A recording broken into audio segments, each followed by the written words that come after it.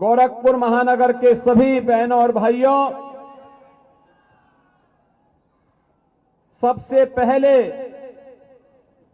आप सभी गोरखपुर वासियों को, पूरे प्रदेश वासियों को होली के इस पावन पर्व की मैं हृदय से बधाई देता हूं। यह पर्व हमारे लिए इस वर्ष इसलिए भी महत्वपूर्ण है। राष्ट्रीय स्वयंसेवक संघ, जो दुनिया का सबसे बड़ा सांस्कृतिक संगठन है,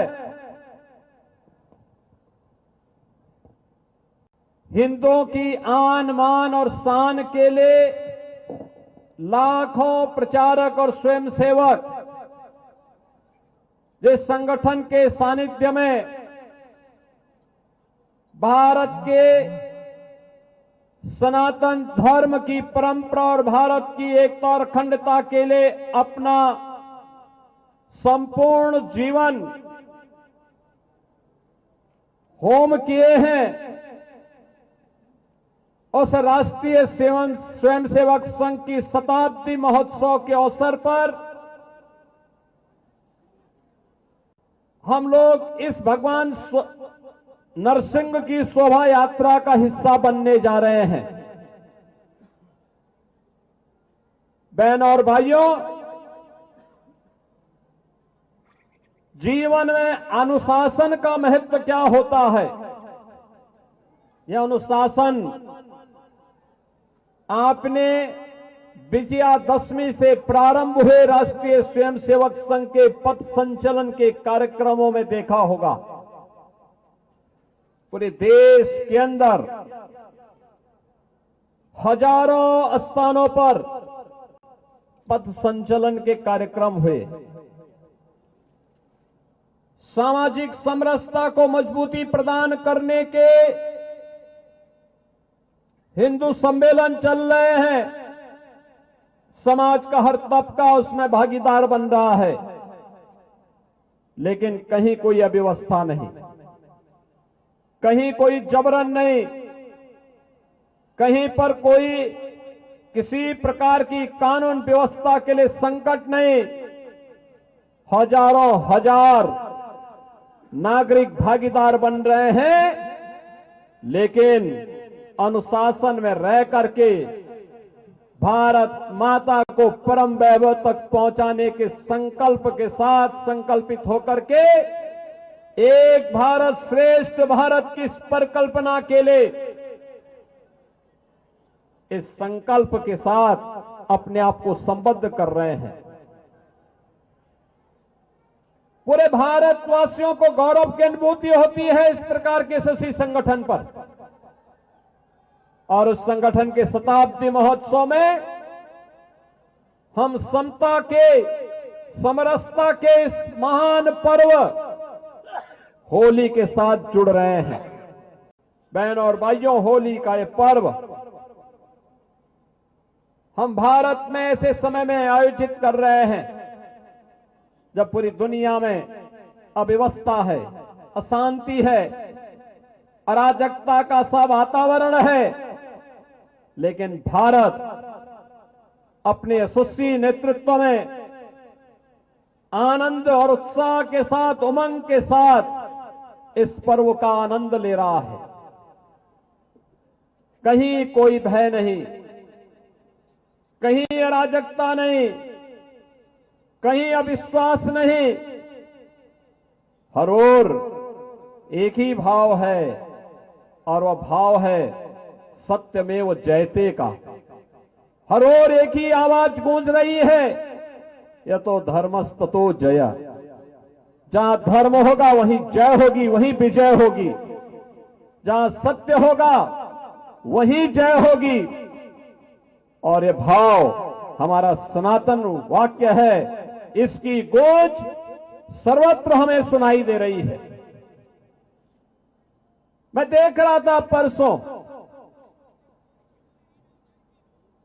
होलिका दहन के कार्यक्रम प्रारंभ होने के पहले जगह जगह होलिका दहन के भक्त प्रहलाद की शोभा यात्राएं निकल रही थी।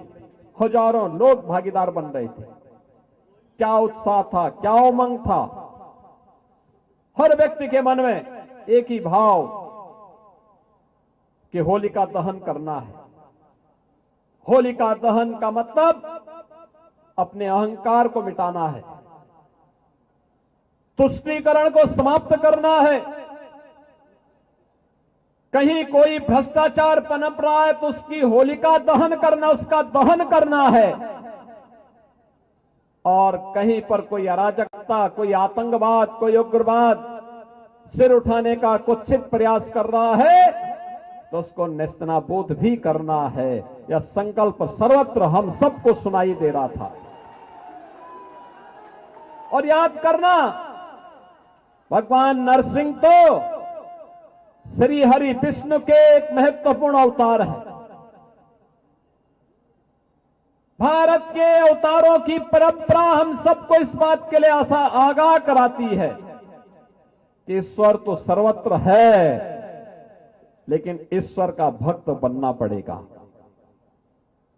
एक भक्त के बनकर के, एक याचक बनकर के जब हम ईश्वर की शरण में जाते हैं तो अपने आप ही हमारी याचना स्वीकार होकर के हमें फल प्राप्त होता है। विरासत का संरक्षण कैसे होना चाहिए, ये आज भारत एहसास कर रहा है। काशी में काशी विश्वनाथ धाम,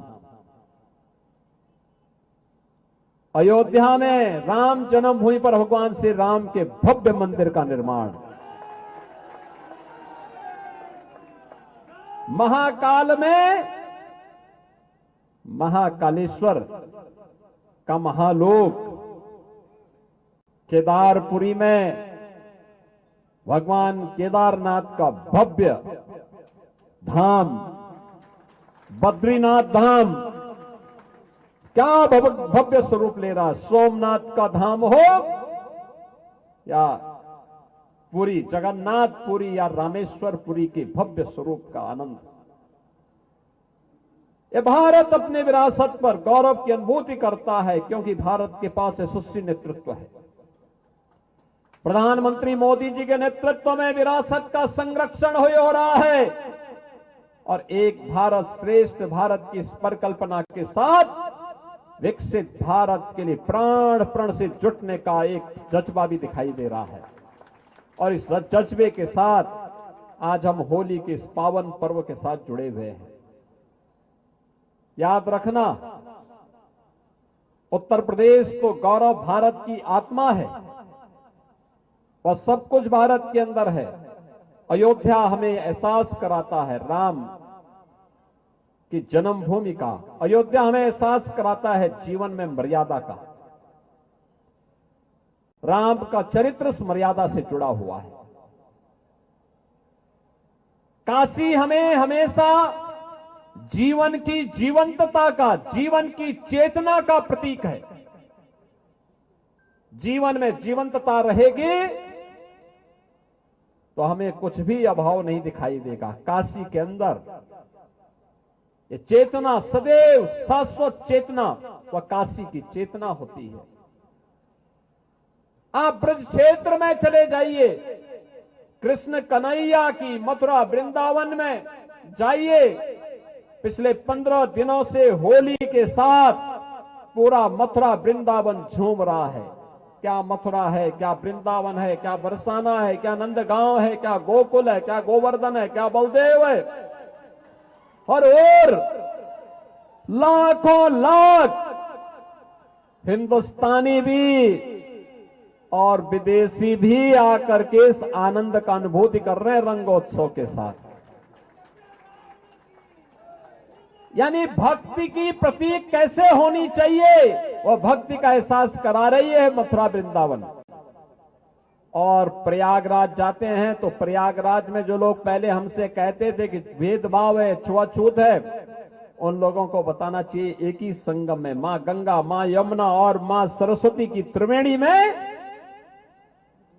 न कोई छोटा है, न बड़ा है, न बुजुर्ग है, न बच्चा है, न महिला है, न पुरुष है, सभी एक ही त्रिवेणी में डुबकी लगा करके समरसता का जो एहसास कराते हैं, यह एहसास एक साथ जीवन की शाश्वत चेतना को प्रदर्शित करता है कि अयोध्या में मर्यादा है तो काशी में जीवंतता है, मथुरा वृंदावन में भक्ति है तो प्रयागराज में समरसता का भी दर्शन हम सबको होता है। और दुनिया वालों देखो, यही सनातन धर्म का असली ताकत है।